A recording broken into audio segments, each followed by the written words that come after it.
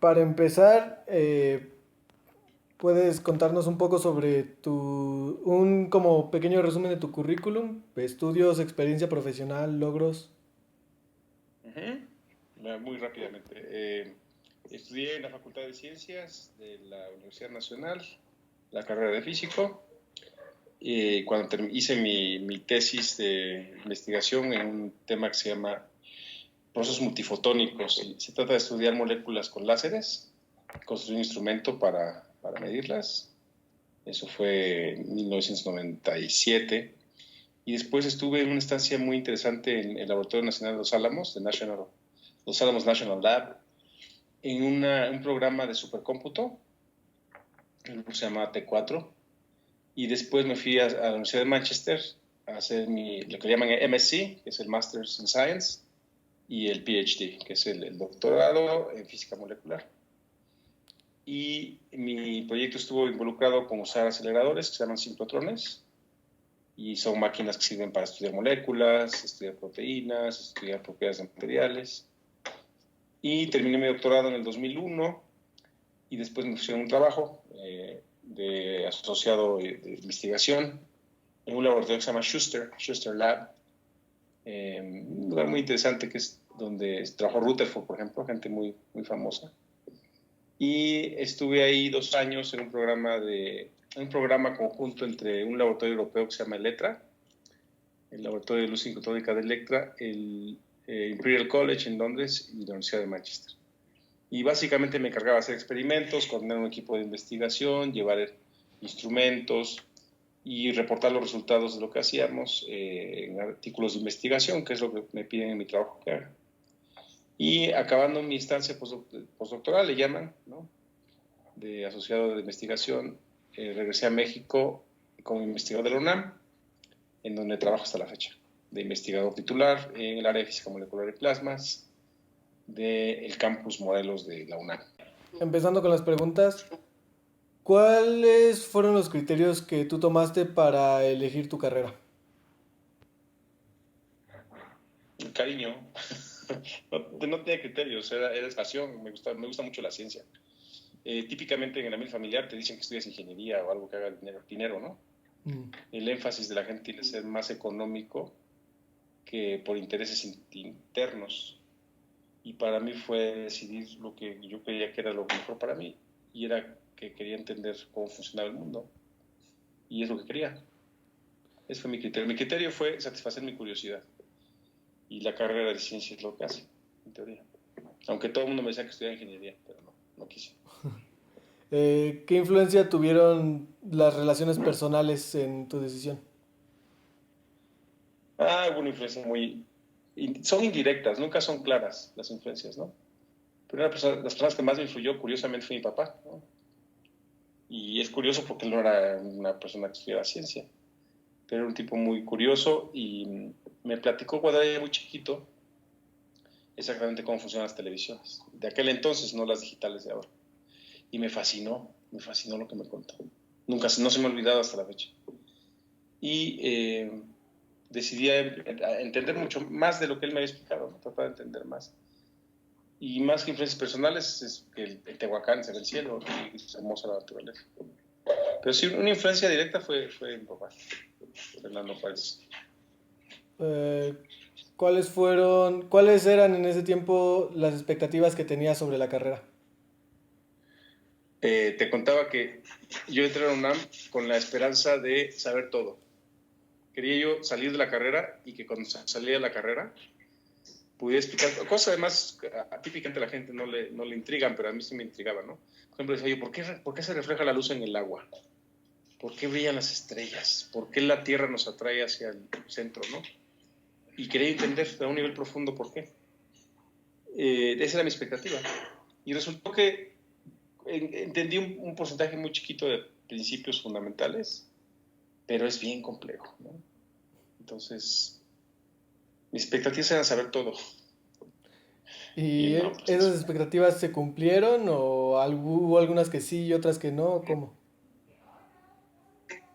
Eh, de hecho, las expectativas originales no, porque es muy complejo el problema de entender, ¿no?, las cosas.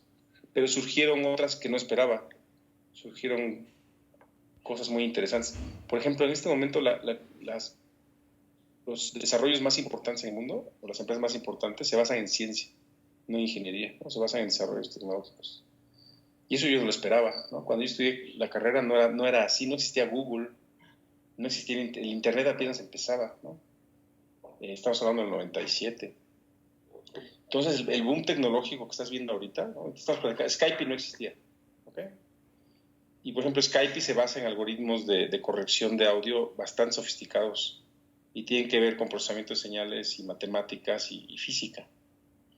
Entonces, resulta que la carrera que elegí en este momento es muy relevante, ¿no? Tiene un impacto muy grande en muchas cosas. Pero eso no lo esperaba, ¿no?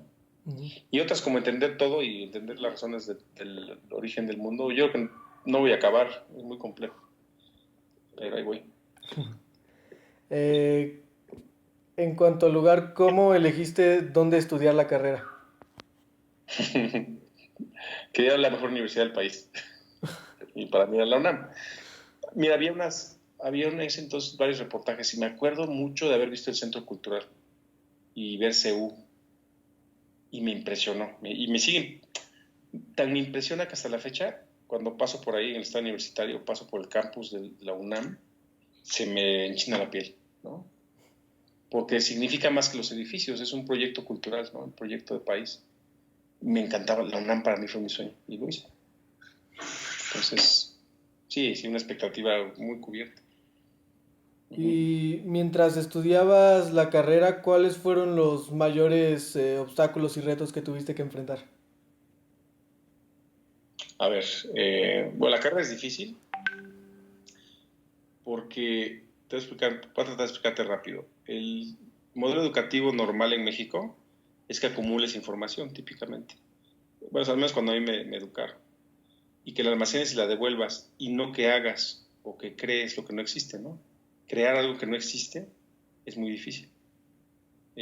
Entonces, la carrera de ciencias en general es demostrar o probar o desarrollar cosas que no necesariamente se saben, o sea, inventarlas, ¿no? Es una cosa muy difícil. El reto económico, ¿no? Sostenerme en la Ciudad de México por 4 o 5 años. Y luego la incertidumbre laboral, ¿no? Que todo el mundo en esa época te preocupa cuando tienes 20 y tantos años, ¿no? ¿De qué vas a vivir? Un poco de presión porque no era muy claro, ¿no? Pero es intrínsecamente difícil la carrera si te la tomas en serio. Pero a la vez es muy satisfactoria, ¿no? Que aprendes a pensar por ti mismo. Y es muy sabroso. ¿Qué es lo que más te gusta de haber estudiado esta carrera? ¿Qué es lo que más me gusta? Entender. Bueno, hasta la fecha veo cosas que a la gente le parecen triviales y yo sé que no son triviales, ¿no? Por ejemplo, ahorita venía manejando en la autopista y la luna está amarilla. La luna normalmente se ve blanca, ¿no? ¿Por qué se ve amarilla? Ah, porque hay partículas suspendidas de como 10 o 15 micrones de diámetro que dispersan la luz azul, se llama dispersión Rayleigh. Y entonces lo que me está llegando es la luz amarilla de la luna. Pero, ¿sabes que son como procesos automáticos? No sé, veo cosas y las entiendo a un nivel profundo. Y para mí es una cosa inmensa, es como tener otro sentido, ¿no? Eso es muy satisfactorio. ¿Qué es lo que menos te agrada? Lo que menos me gusta en este momento es que yo, por ejemplo, los científicos en México, la única alternativa que tienen es trabajar en la academia, ¿no? Por el nivel de desarrollo del país. En otros países, la gente que hace doctorados en ciencia o cualquier tipo de ciencias, típicamente el 80% se van a fundar empresas de base tecnológica o a trabajar en empresas de base tecnológica muy relevantes, ¿no? Como Samsung, qué sé yo, Google. En México el nivel de desarrollo es muy bajo, entonces la única expectativa es la academia. Y para serte muy honesto, la academia en México, como muchas cosas, es muy conservadora. Entonces, yo soy un hombre inquieto, soy curioso, y el ambiente mexicano es muy conservador, ¿no? La imagen que la gente tiene de los científicos es que son muy serios, y no es cierto, ¿no? Entonces, eso me cuesta un poquito, hay burocracia, ¿no? Si quiero hacer un proyecto tengo que administrar el dinero, coordinar gente, y como es una institución federal muy grande, tiene mucha burocracia, mucha burocracia. Entonces, además de la dificultad intrínseca de hacer un proyecto, tienes que gastar mucha energía en coordinar gente, en conseguir comprobantes, en escribir cartas, ¿no? Eso no me gusta, no me gusta Ok. nada. Además de lo que ya mencionaste, ¿hubo algún otro factor importante que influyera en tu decisión? De estudiar ciencia, Sí. pues, me encanta la ciencia, pero además de eso, quizá en su momento tenía la inquietud de viajar y se cubrió ampliamente mi expectativa. He viajado por medio mundo, ¿no? Sí tenía esa intención, fíjate. Es una carrera que me permitiera moverme, ¿no?